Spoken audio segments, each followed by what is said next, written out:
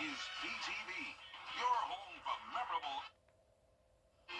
The Viper 6 Alert Day starts tomorrow morning as the chance of winter weather continues to increase, especially if you're north of I-20. We'll be watching for all possibilities from rain to snow to ice. I'll have all the details on that coming up. Now at 10, chilly temperatures. How local power companies are preparing for the inclement weather. We'll have those details as your News at 10 starts now. Live from Television Park, this is WJBF News Channel 6 at 10 on BTV.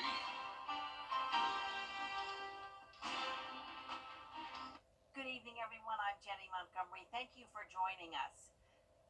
Coverage you can count on begins with a check for our weather. We won't want to do that before we get to our big story, so let's turn it back over now to Chief Meteorologist Jennifer Tracci. Well, Jenny, it is very, very cold out there with temperatures already in the 20s by the 10 o'clock hour. Here's a look across the CSRA. Augusta at 27 degrees, 30 in Evans. Thompson, you're at 29, 30 in Millen as well, 28 in Bamberg. Aiken, even colder, only at 25 and the same temperature in Saluda. So definitely well below normal for this time of the year and also much colder than it was last night. And last night was very cold as well, but temperatures, believe it or not, are 10 degrees colder than this time yesterday in Aiken. That is definitely going to prime us for some precipitation to potentially stick by tomorrow morning with the roads being so cold. This morning was the coldest day of the week, low of 21 in Augusta, high of 45. And right now on our Terry Lambert Hyundai Skyview cam from Wellstar MCG Health, no winter weather that we're tracking at the moment. It is clear and completely dry out there with some extremely low dew points. They were in the single digits earlier. Now we're starting to see some upper teens. And once we get into the 30s, that's when we can start to see this precipitation stick. The winds are very light, only up to around 5 miles per hour. And our satellite and radar is now showing some clouds move in to the CSRA. So the clouds will help to keep our temperatures about where they are. So we're really not going to fall into the upper teens tonight. By tomorrow morning, we'll still be in the mid-20s. We're watching this winter messy setup out towards the west of us. We're seeing snow, ice, and rain from Texas over towards Mississippi and up towards Oklahoma, where it's all just snow. A good part of Texas, though, and Mississippi seeing a lot of just that cold rain. Now, for us tomorrow morning, we will have that chance of winter weather starting pretty early in the morning, but like I mentioned, a lot of this won't actually reach the ground. Our temperatures will be very cold, though, 25 at 6 a.m. and still below freezing by 9 a.m. So tomorrow is the Viper 6 Alert Day throughout the entire day. Avoid being on the roads if at all possible. 80% chance of precipitation, and then we will dry out by Saturday. I'll have a look at your full Viper 6 forecast coming up, but back to you, Jenny. All right, Jenna, thank you.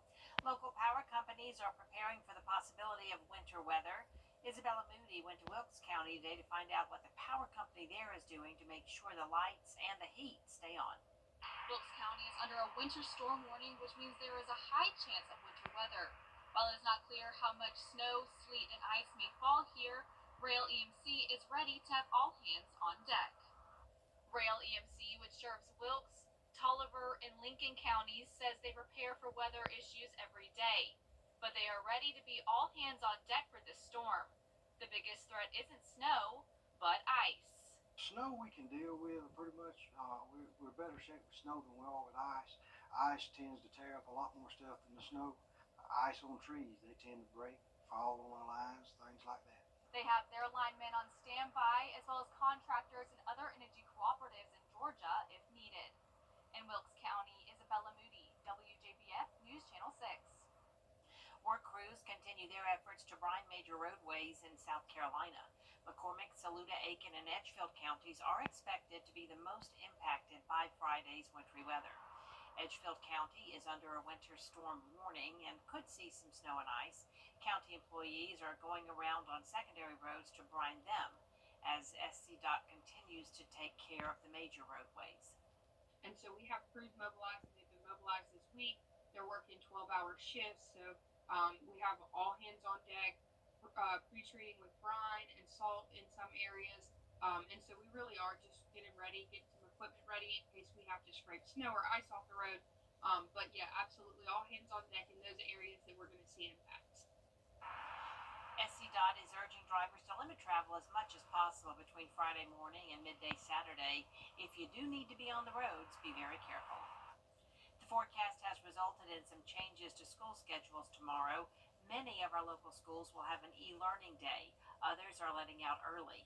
You can find a full list at WJBF.com. Count on us to keep you updated as more information comes in. The cold is not so bad for those of us with warm homes, but for the homeless, it's a different story. Organizations that help the less fortunate are preparing for an influx of people trying to get out of the weather. The Salvation Army's Center of Hope provides food, clothing, and blankets, plus a warm place to stay overnight. The shelter is ready to house anyone who comes to the door looking for a place to stay. We're prepared for more than usual. We can fluctuate up to beyond even the beds when we have what we call our white flag shelter, where we put cots out so that we can get as many people out of the cold as possible. Major Raymer encourages anyone who needs a warm place to stay to go to the Center of Hope on Green Street. Augusta leaders are looking to bring back a full-time position. There's no question the city can face big. It's been 1 year since an EF2 tornado hit Bamberg, South Carolina. Cleanup crews have torn down damaged buildings and filled empty lots with dirt. The Highway Department and Waste Management cleared debris and fallen trees. Several businesses were hit hard, but rebuilding is underway. So it's been a real cleanup, massive cleanup, but we're there, we're getting there, the near future. We're looking at the Discovery Center next to the Veterans Park there. And I think the roof's supposed to go on that pretty soon. So, I mean, things are happening. You can't see it all at once, but it is happening. We are doing things. New businesses, including McDonald's, are opening, and a major announcement about the cotton mill's future is expected soon. Coming up, what steps you can take to stay safe while driving on icy, slick roads. We'll hear from emergency officials after the break. And the chance of winter weather is definitely highest in our northern counties, though there is a chance everywhere. Notice even to the south of I-20, we do have around a 60% chance of that winter mix with some advisories and warnings in place. I will have your full Viper 6 forecast when we return. When news breaks.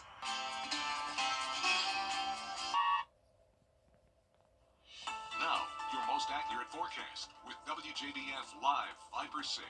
Welcome back, and thank you for joining us on this Thursday evening as we track potential winter weather impacts tomorrow. In the meantime, no winter weather at the moment, just a plain cold night. Here's a look at our Terry Lambert Hyundai Skyview cam in Aiken.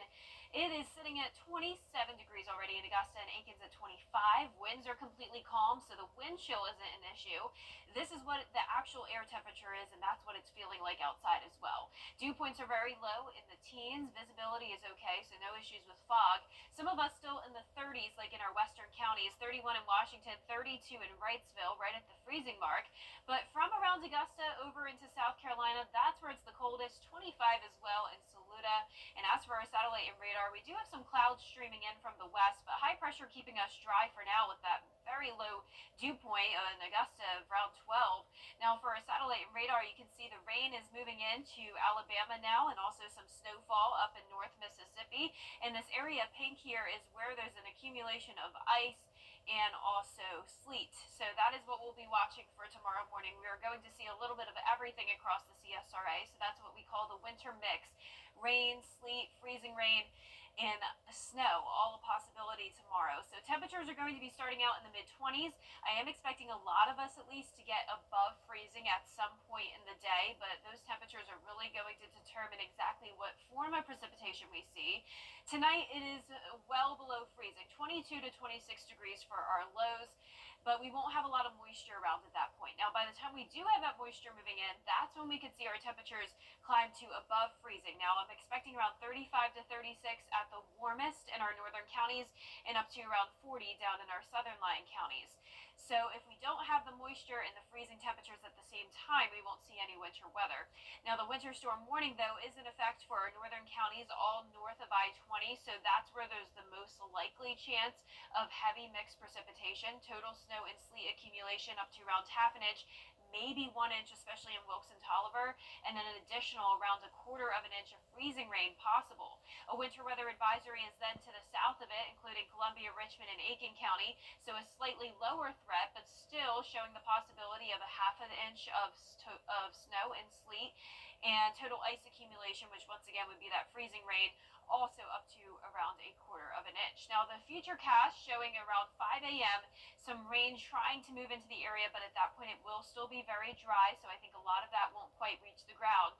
Now by 10 a.m. though, that's when we need to be alert. So from 10 a.m. to 6 p.m. is our best chance of seeing some winter weather, and this particular model does take it all the way down into our southeastern counties. So even though you're not in the warnings or advisories, everyone in the CSRA needs to be weather aware tomorrow for the possibility of freezing rain and ice. Now for our northern counties, that's definitely where there's the better chance of some snow accumulation. Notice as temperatures warm up, this pretty much does just turn into a rain for most of us, but at any point in the evening, if temperatures dip back down to 32 or below, we could easily see that green turn back into pink for the sleet and freezing rain possibility. Now for Friday, our sleet totals could be up to a quarter of an inch, like I mentioned previously, within those warnings and advisories, and seeing a similar area highlighted here for the potential freezing rain. So definitely a much lower chance down towards the south.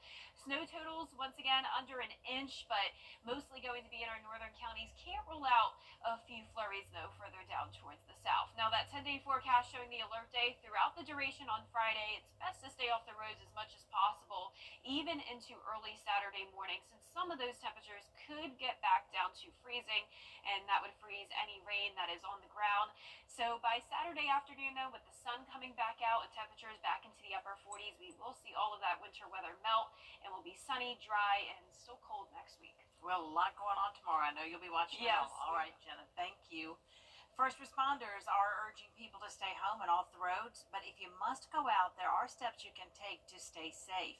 You should pack flashlights, warm blankets, and clothes in case you're unable to run the heater. Experts also suggest that you have food, water, and jumper cables available. It may take extra time for first responders to reach you during inclement weather.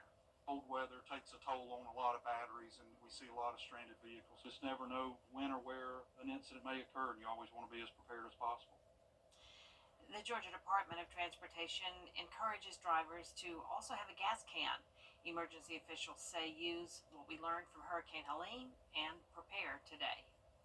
When driving with rain and freezing temperatures, one of the most elusive obstacles to spot is black ice.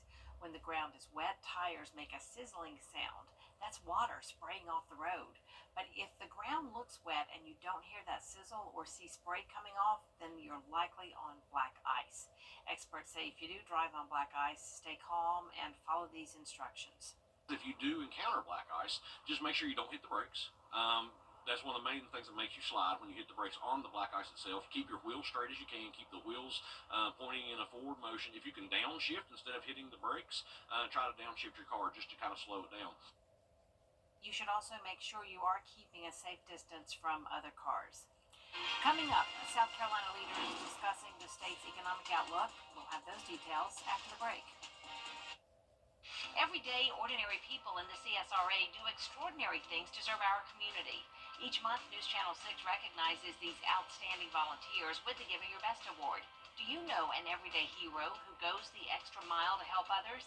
Nominate them for the Giving Your Best Award by visiting WJBF.com and filling out the entry form. Sponsored by Science Co., Beat Lot Augusta, Security Federal Bank, and News Channel 6. The Aiken Performing Arts. At WJBF's Television Park Productions, our mission is to provide local businesses with top quality video and digital content at an affordable price. With decades of experience, our award-winning creative team will guide you step by step through the creative process, resulting in a successful marketing message for your brand.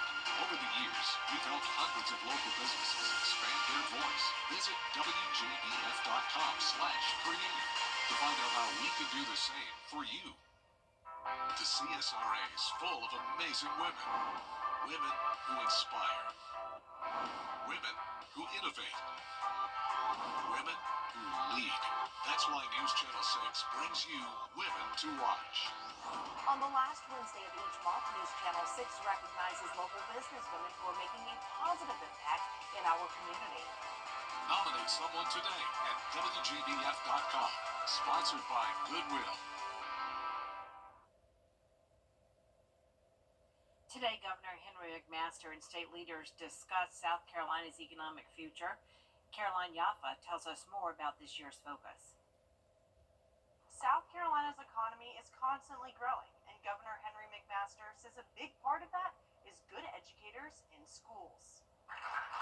Governor Henry McMaster and Commerce Secretary Harry Lightsey hosted the second annual Governor's Economic Summit Thursday. Business leaders from across the state gathered to discuss what's next. Secretary Lightsey says one key to South Carolina's success is the ability of businesses to grow and learn, especially with technology advancements. There's no greater necessity for companies today than embracing the disruptive change we find ourselves in order to thrive tomorrow and for years to come.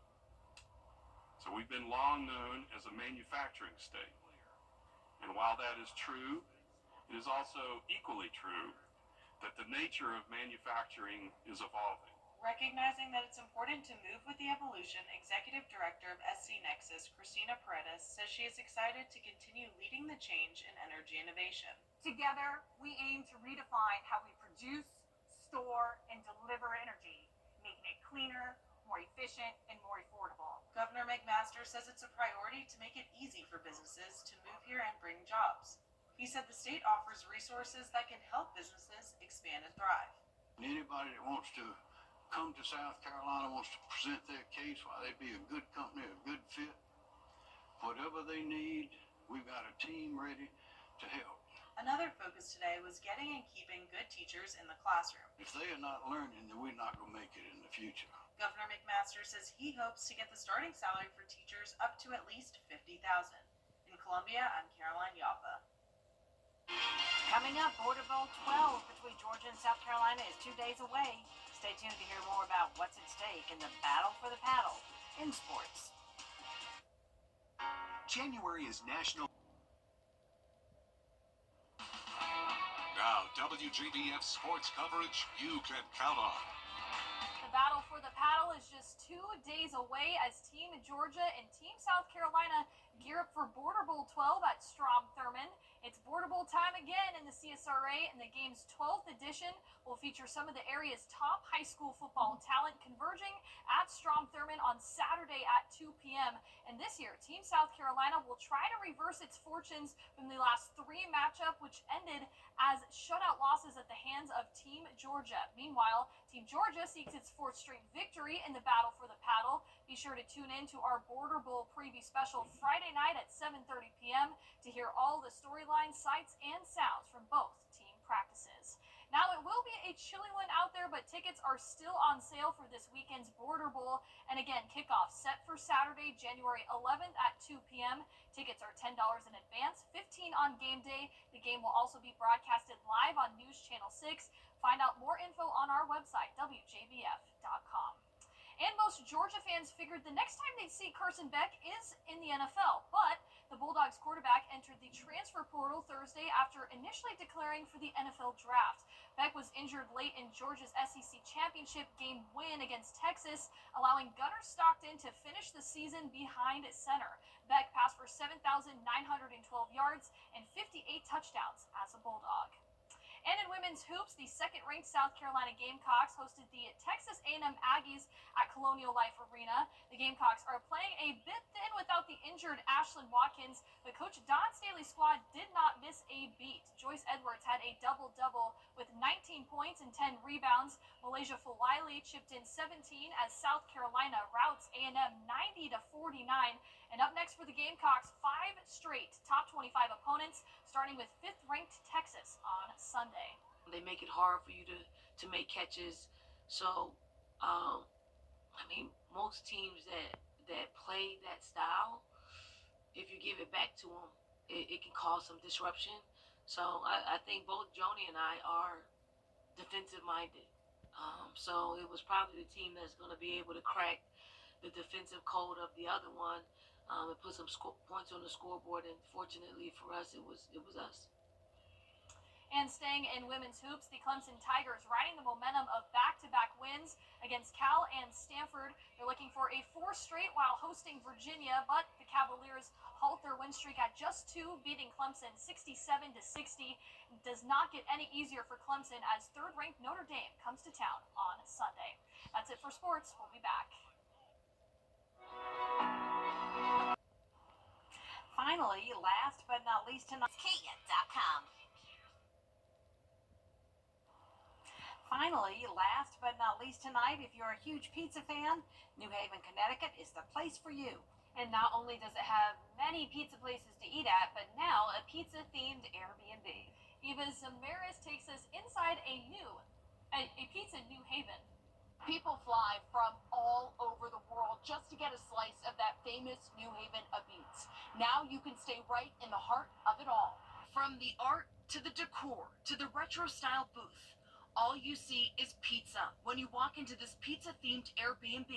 To see it all come together finally was very rewarding. Jason Bunce and his fiancée Kristen Rivera opened up a Pizza New Haven on State Street, right above Jason's hair salon, Skull and Combs. They spent months renovating and decorating, transforming it into this memorable and one-of-a-kind space. There was a lot of treasure hunting and procuring particular pieces. The couple's favorite piece is a fully functioning jukebox, completing the pizzeria experience. If you ever saw the ordeal it was to get that up here, you would appreciate it just as much as I do. Jason tells us the idea for this Airbnb came from one of his clients and friends. Over this last year, they've welcomed guests from all over to the country's pizza capital. When the people come back, they are looking for new things that maybe they missed the first time. The Airbnb is just steps away from modern Beats and minutes from historic Worcester Street, home to many beloved spots, including Sally's and Frank Pepe's. New Haven is the capital of pizza, most definitely. I'm quite sure the whole world know that. So that's a beautiful thing. Making it a haven for pizza lovers. We are the pizza capital of the United States. We've got the most pizzerias per capita, the best rated pizza in the country, and we also have a pizza-themed Airbnb to complement it all. Jason and Kristen say the support has been overwhelming, and they look forward to their business growing even more. We have a guest book in the kitchen that people sign and write a little note on, and just to read some of those things, some people even draw us pictures and thank us. It was great. Well, now we know what the pizza capital is. Yeah. Did you know it was we did New not know Haven? that. No. And I've never been to Connecticut, but I love pizza, so I would definitely enjoy staying And there. Gianna and I thought New York pizza was Right. the pizza. Right, that's what I was Yeah. saying. That's what I was thinking. But you learn something new every day. Yeah, so. I mean, New York pizza is amazing, but I'm sure Connecticut pizza is pretty much just as good, if Sounds not like better, it. maybe. And that's very creative Airbnb. Yeah, I'll tell you that. really impressive. Well, our 10-day forecast is showing the chance of winter weather tomorrow, starting in the morning, continuing throughout the day. Low of 25 tonight, and only topping off in the upper 30s at the highest tomorrow. Then back into the upper 40s on Saturday, upper 40s to low 50s next week. Lots of sunshine next week, but the temperatures really aren't budging much. It is staying cold for that third week of January. So everybody bundle up tonight and make sure if you leave the house tomorrow that you are dressed very warmly. And that's all the time we have for now. The news continues over on News Channel 6 at 11 o'clock. And Hogan's Heroes is next. Have a great night.